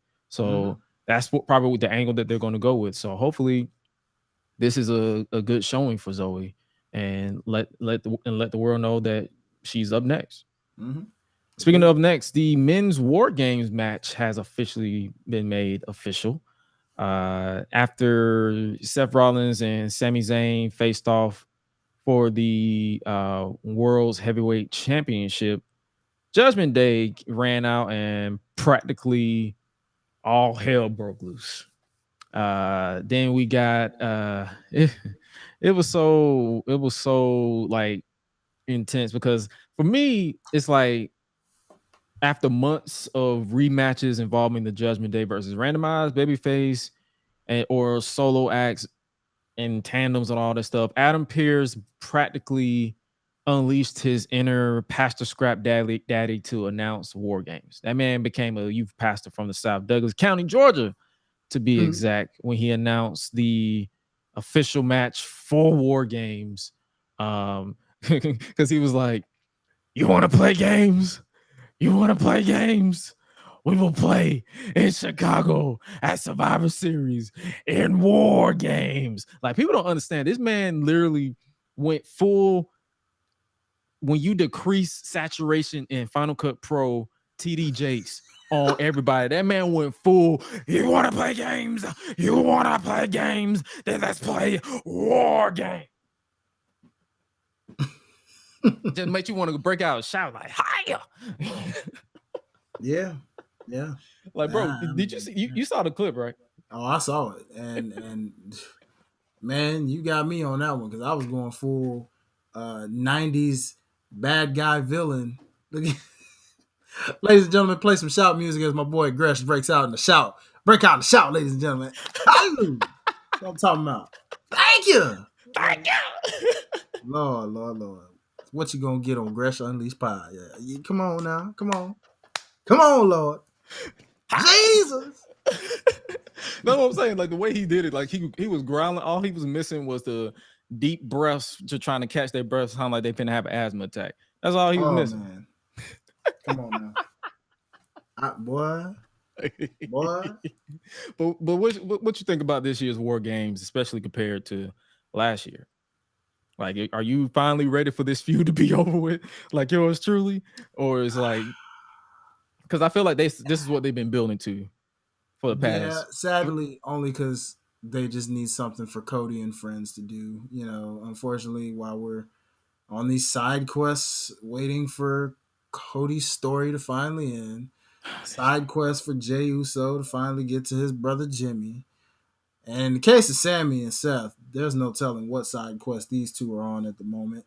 Maybe they're on a side quest to their inevitable rematch or something. Who knows? And the Judgment Day, well, they got side quests of their own. Damien, we're going to figure out what's going to happen with that briefcase, buddy. JD, the unofficial honorary member or whatever. Big ass head. Yeah, we'll get to that. Finn's just Finn. I don't even know what your side quest is, brother. It's just you there. And Dom, it's just whatever mommy thinks, brother. So it's kind of like, at this point, yeah. Not as amped as probably the Bloodline versus, the anti-Bloodline. The Brawling Brutes and Kevin.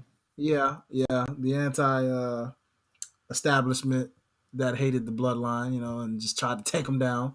I don't know, man. This should be, I guess, interesting for sure. Hey, I know they're going to tear the house down. That much I can say. So we'll see how it plays out, man.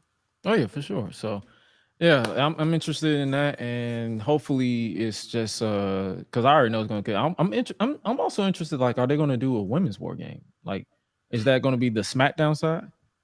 Yeah, I heard something about they're trying to do like an exclusive thing with some of these. So I think they're trying to, I can't quote the direct source, but what I understand is that I think they're trying to make the War Games an exclusive brand only kind of situation. So I think Raw Yes, the is the men. exclusive War Games thing, which means SmackDown may do the traditional situation, maybe. Possibly. Yeah, hopefully that's just a rumor and just give, because I feel like the women on SmackDown deserve War Game. Got Io, Io, I won't say Oscar, Io, Kyrie, maybe Bailey and Dakota, or Bailey and Oscar versus Charlotte, Shotzi, and 2 other people, maybe. Maybe. I don't know, but that's intriguing. Like, the men's War Game is official. I'm intrigued with what they're gonna do with the women. Speaking of what they're gonna do, who would you like to see face Logan Paul for the United States Championship? You know, we have a new United States champion in the Maverick, Logan Paul. Like, who do you think should face Logan Paul, like based off of the current landscape of SmackDown? Like right now. Like no, within the next, probably until WrestleMania, because we already know he's holding that title to Mania. Yeah, because for Mania, I got him going against Ricochet. I don't know how they're gonna do it. Don't 2 know different when. brands. They're gonna find a way to finish that story. Believe that. They still telling that one. But in between time, let me think of SmackDowns. I mean, if it ain't Ricochet to do it, a lot of people are saying LA Knight. I can see that. So, do you think that if they do that, you mentioned LA Knight, do you think that's a downgrade for LA Knight? Because he went from the Universal title to the US title? No. Not completely. For the reasons of what can you do right now? I mean, because given the brand you're on, you can't beat Roman right now, right? And shout out, I'm not going to take full credit to this. I'm going to shout out my boy Sid from True Hill Heat, but it's kind of like how he's pointed out. If you've noticed, lately anyone who has fought Roman and lost babyface wise has gotten a consolation prize of either the tag team championships. Well, actually, mostly it's been the tag team championships. So in LA Knight's case, that is kind of an upgrade, because you could either have the tag team championships with a rando, or you can beat Logan Paul for this title, elevate it, be popular. You know his saying, he doesn't stop. So obviously he can still get in the main title picture, because he'll be like, this is cool. And then when he does lose it, he ain't going to stop. He's going to chase gold. Right. Find a way to that main goal, whether it's the Universal title, or whether it's the undisputed title, or whether it's big gold, if he's on that brand at some point. So that would lead me to the next question before we move on. Why didn't they why didn't they start here? Like, why didn't he beat Austin Theory for the title and then work his way up? I agree. I think that was kind of backwards. Honestly, if they could go back, I would have had him win that multi-man match. What was that, like a fatal 4-way, I believe it was, and he should have just won the title from Theory. And like you said, it would have just continued to elevate it to where then, if he would have lost it to a Logan Paul, he could have been the one. Yeah, because it's funny how you say that, because that's a nice transition to like what's next for LA Knight following the loss to Roman Reigns at Crown Jewel. He can go the route of facing Logan Paul, because I agree with you. Basically, hey, he should face, if anybody should beat Logan Paul for him, it should be him. But it leaves that question, like you said, like you was in the process. I didn't want to cut you off, but basically, like, that's a downgrade in my opinion, because I'm like, he could have rolled the wave of him being U.S. champion and then have us clamoring for that inevitable match with Roman. Like, it could have been the summer of LA Knight. Like, I get what they was doing with LWO, but let's be real, it wasn't intriguing 100% as LA Knight was. So I would say they should have had him beat Theory for the U.S. title, and then just continue to ride that wave until we got the Crown Jewel, and it wouldn't feel as backwards as it does now. Because say he does win the U.S. title from a Logan Paul, what it's like, okay, is he going to ride that wave now and then go back up? It's just the little stuff like that that I have like question. Let me know if you think I'm thinking too much into it.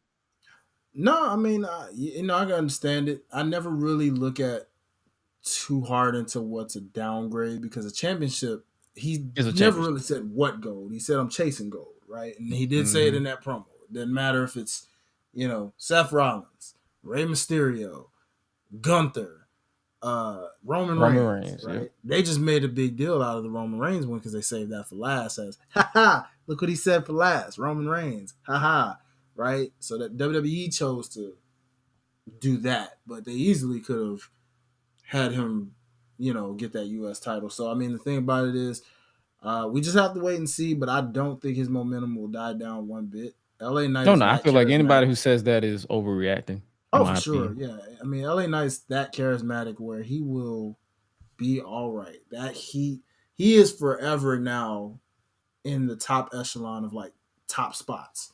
You see what I'm saying? Regardless. And you know, again, I'm gonna take this from my boy Sid of True Hill Heat. Shout out to any of y'all that may know about True Hill Heat.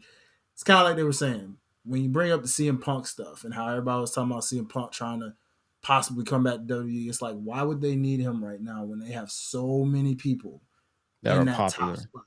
You got the Judgment Day, you got Cody, you got LA Knight, you got the Bloodline, you got John Cena who was back. You get, you know what I'm saying? Like, the list goes on and on. There are so many contenders in line, not even counting the people who are hurt currently. Right. You know what I'm saying? And Brock Lesnar, who's just chilling still. So you got all these top people that you can plug and play. And believe you me, LA Knight will be all right. Because no matter where he's at, it's guaranteed. He's already proven it week to week. He gets that reaction. He gets that interaction. And he's a star. Point blank. So no matter what title you put around his waist, believe me, that title will be elevated off his charisma alone. So he gonna be good, y'all. He gonna be good. Oh yeah, for sure. And speaking of elevation and star power, we talked about this briefly. I don't know if it was on the show or after the show. Jimmy Uso versus Jey Uso. How would WWE get us back to that? Because if we remember the whole breakup and all the stuff during the summer, and then they just put them on two separate shows, like how do you see them getting us back to the brother versus brother leading into WrestleMania? Unfortunately, the only thing that comes to mind right now is Royal Rumble.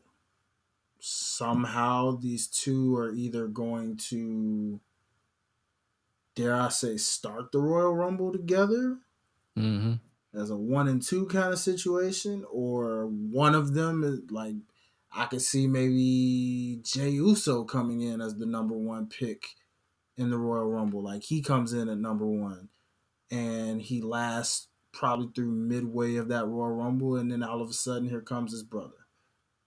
And dare I say, his brother gets eliminated since they've booked him more as a goofball.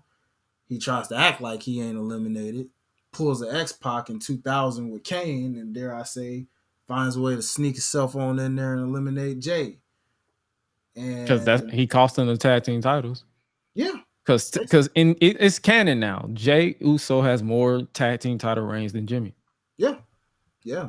And I just see something where it's gonna revolve around Royal Rumble, it looks like, because that's the only other show. Because obviously we see Jay's tied up in War Games. That's a fact. So Survivor Series ain't it, which means the only other big 4 pay-per-view leaves Royal Rumble.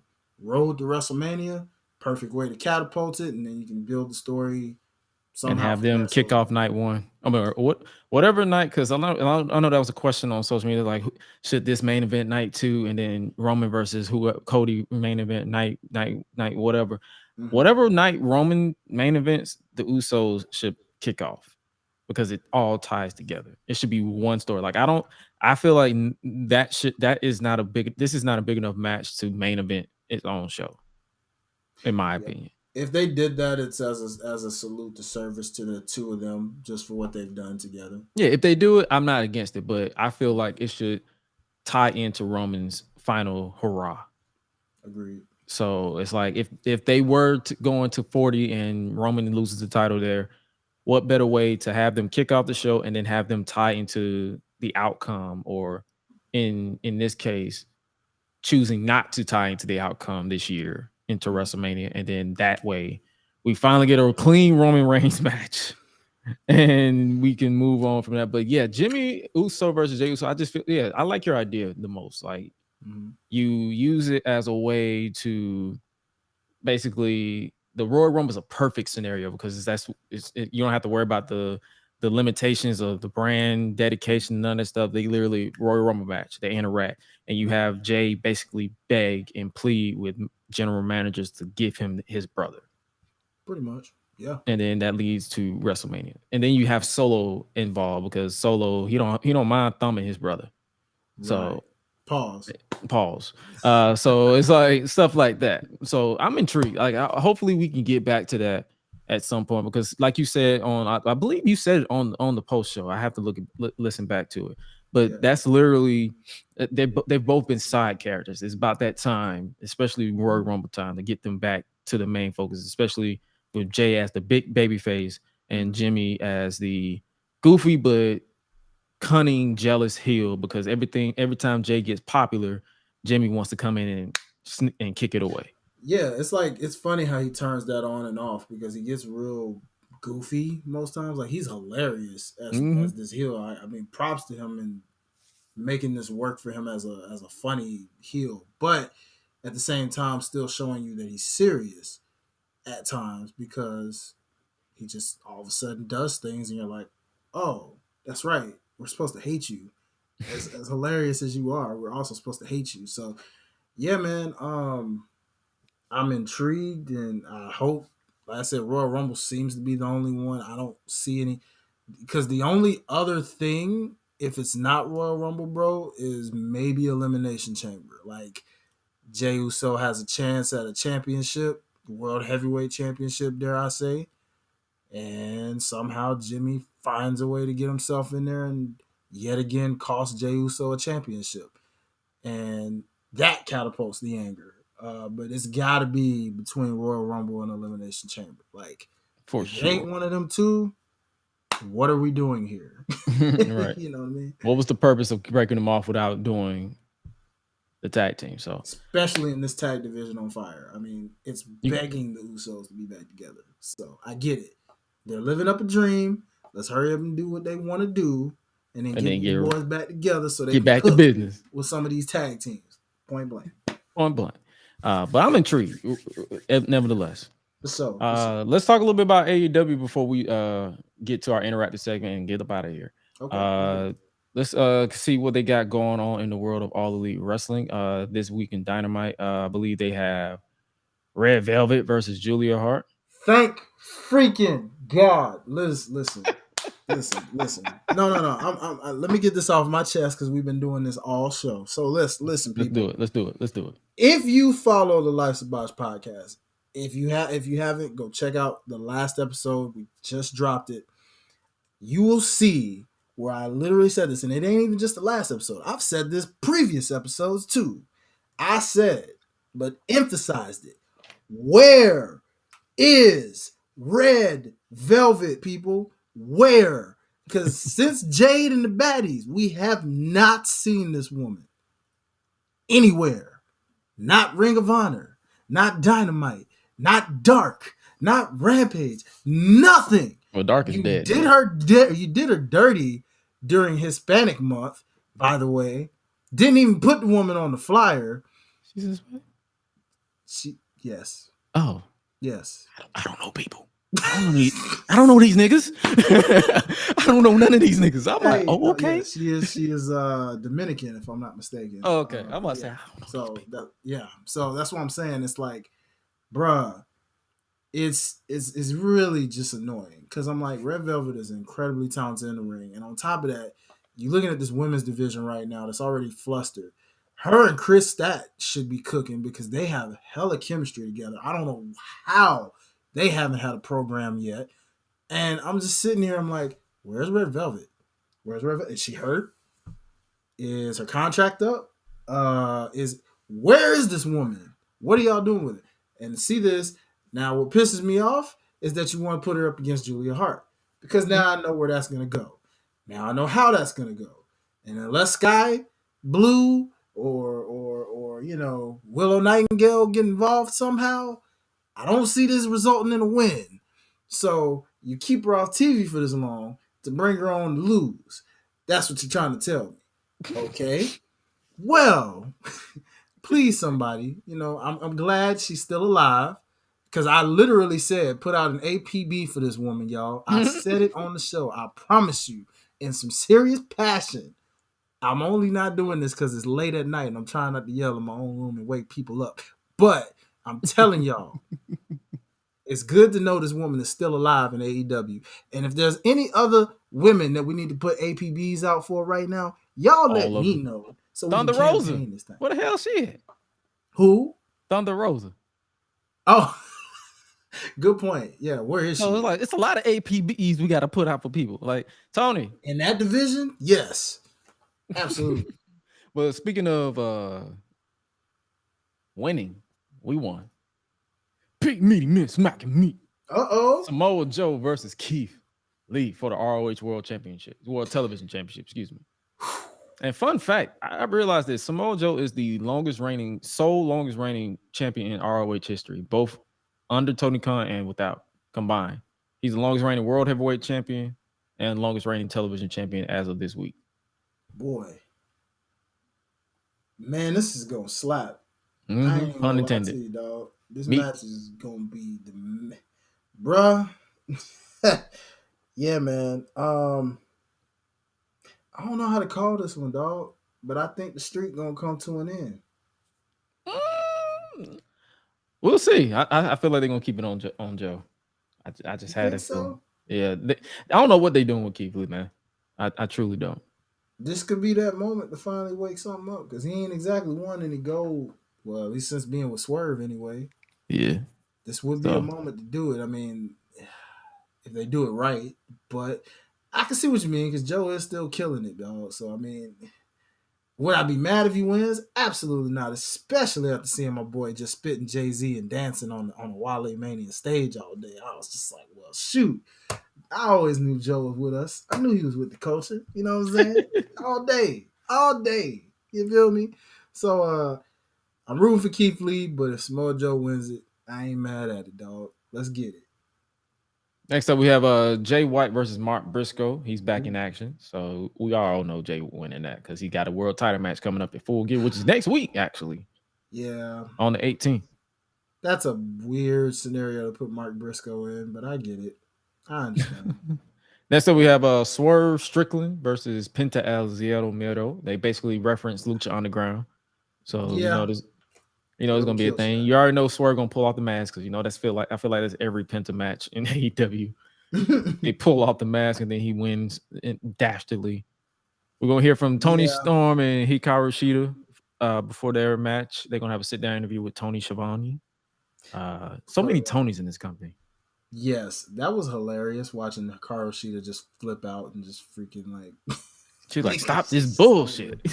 She's just over it. She's like, every time I get a win, you want to come over here and steal my shine, bro. What the heck, bro? Enough's enough. Like, that was hilarious. So, yeah. And then we have Sting and Darby Allin versus the Outrunners. This is a squash match. Let's just I don't even know who these two are. Heck? Who are these Rick Boog knockoffs? Oh, my God. Stop. Just stop. Next slide. Oh, God. The main event, MJF defends the World Heavyweight Championship against Daniel Garcia. Oh, boy.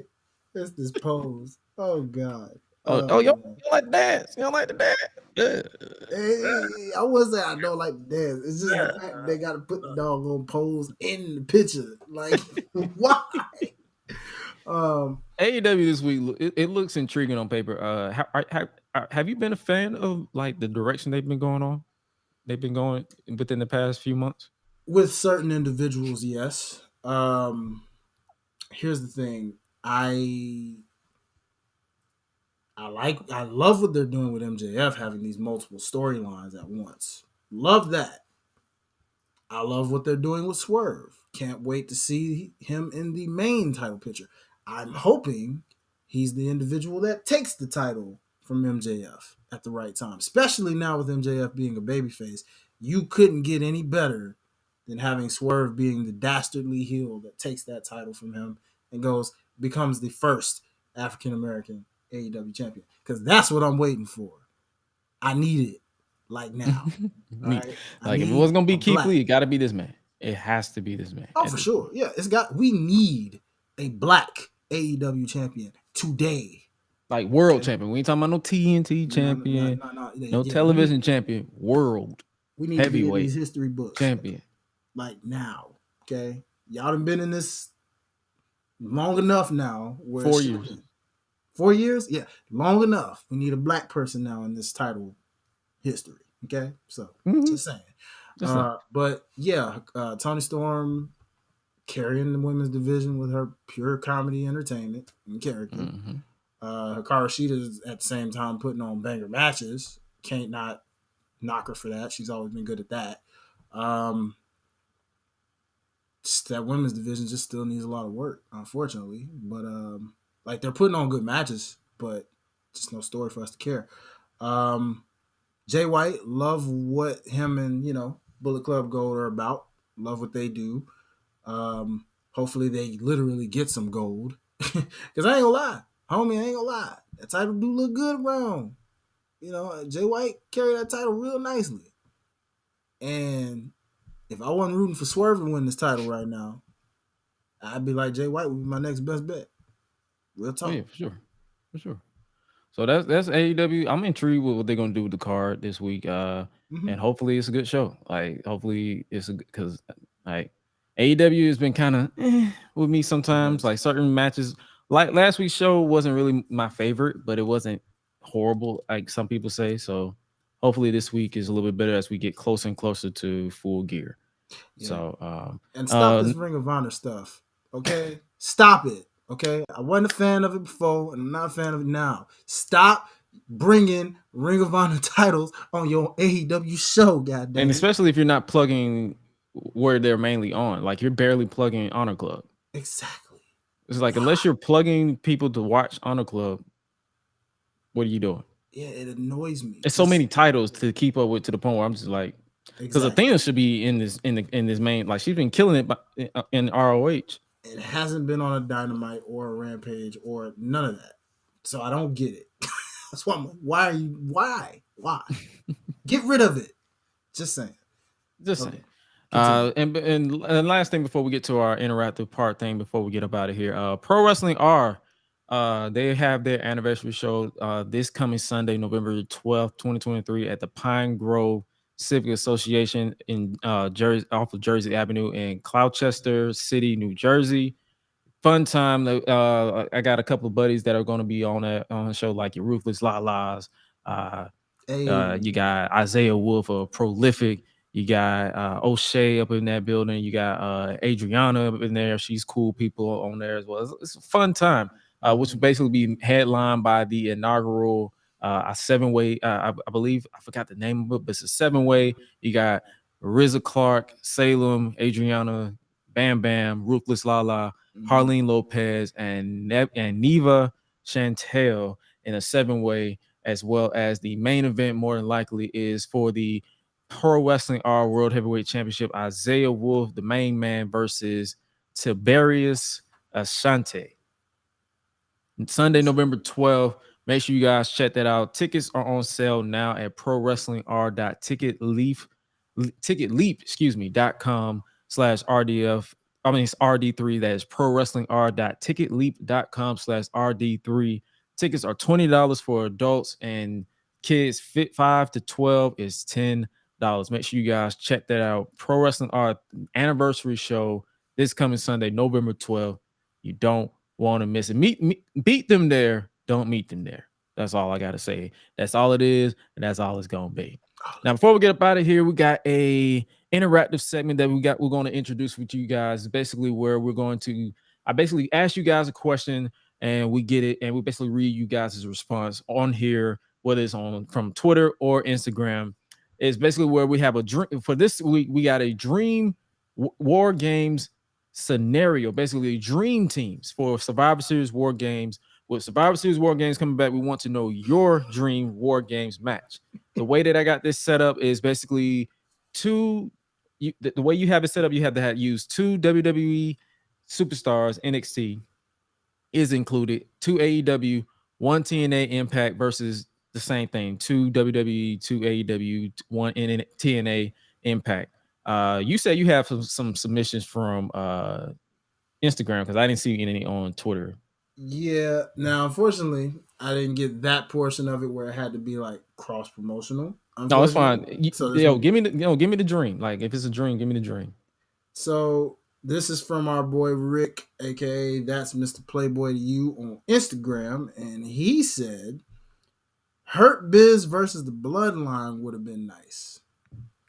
True. I mean, they got a form. I don't know what they officially calling Bobby's group now. That could be if they add a fourth person. He means OG Hurt Business. He probably mean OG Hurt Business. Oh yeah, for sure. Like that would have been dope. I ain't gonna lie to you. Yeah, because I refuse to call them that. They're not Hurt Business. This is not Hurt Business. I refuse to call that Hurt Business. That is not. That is not Hurt Business. That is definitely not Hurt Business. Yeah. I guess before, and then my submission, I basically came up with my own thing because I ain't see anything. But for me, I have 2 for the men and the women. I have Solo Sikoa and Jimmy Uso representing WWE. Bishop Khan and Toa Leona of Mogul Embassy from AEW, basically the tag team. The Gates of Agony? The Gates of Agony from AEW. Moose from TNA, and then versus LA Knight and AJ Styles from WWE. The Young Bucks. I had to appease to the Young Buck fans out there, and Joe Hendry from TNA. And for the women, I had Becky Lynch and Lyra Valkyria, because that mutual respect teacher-student type gimmick or whatever they was trying to do. Hikaru Shida, and I kind of struggled between Jamie Hayter or returning Jamie Hayter or Chris Statlander representing AEW, and then Trinity, the current Impact Women's World Champion, or Knockouts World Champion, excuse me, in TNA versus Rhea Ripley and Xia Li from WWE, Athena and Toni Storm, and Killer Kelly. Those are my random pick. Like, I just random. I'm like, I can see them kind of doing that. We had to do like a cross promotion type Forbidden Door gimmick with that. But yeah, we'll definitely do more of these going forward. So it can be a fun, interactive time for the people in the chat if they ever want to rock it with us in the chat, or for people who rock with us on Twitter and Instagram. It's a nice little something that we might do going forward. It's not going to be occasional. It's going to be probably like sporadic, probably closer to pay-per-views or when something big pops off. Before we get up out of here, that's enough wrestling we got talk for you. Before we get up out of here, we got the song of the week, where both hosts, yours truly, as well as Highlight, pick a song of the week, and it will be posted on social media. More likely earlier this week, because I posted it late because I completely forgot, but it will be posted on social media. I want you go first. Like, what song do you have this week? Obviously, you're gonna send it to me, but what song you got this week?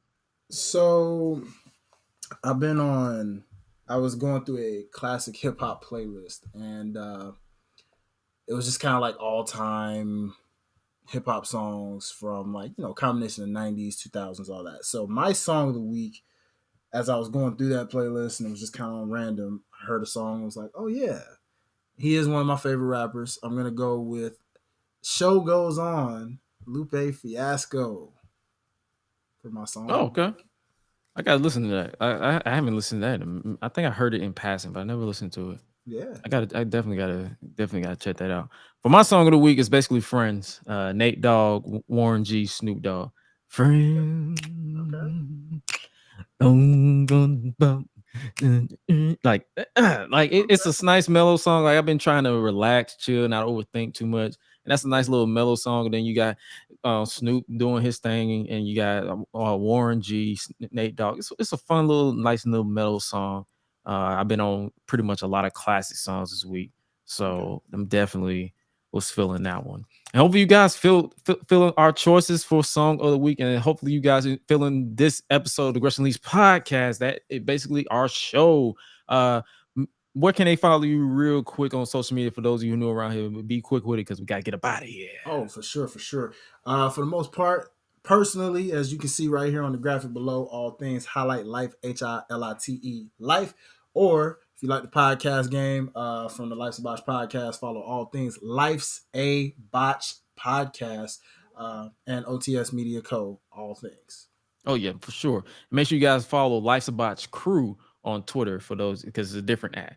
But also make sure you guys follow the podcast itself at Gresh Unleashed. Make sure you guys follow yours truly at It's Gresh on Twitter, but Josh Gresham RG everywhere else. And make sure you guys keep it locked for Thursday where we have Jay Bougie for the Talk In Is segment. The Talking Is a bonus episode this Thursday morning. Make sure you guys peep that. And make sure you guys also stay safe out here as we got to go. We're running out of time. We really got to go. But hopefully you guys enjoyed today's episode and make sure you guys keep it locked. Subscribe wherever you want to subscribe. www.gressunleashed.com is your central hub. You can follow all social medias, all the stuff that you got. That is your central hub. Or go to solo.to/Gresh. And with that being said, you guys stay safe out here in these streets. And remember to always eat, sleep, flex, and repeat.